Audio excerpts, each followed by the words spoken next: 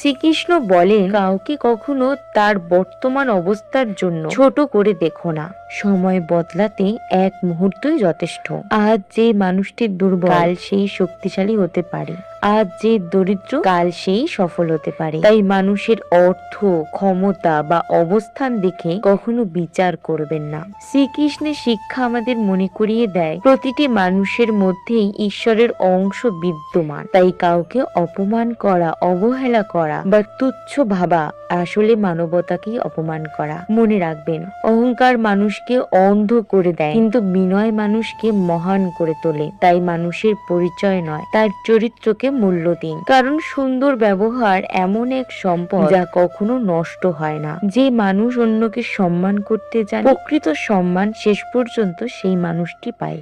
Joy Shrikrishna. Radhe Radhe.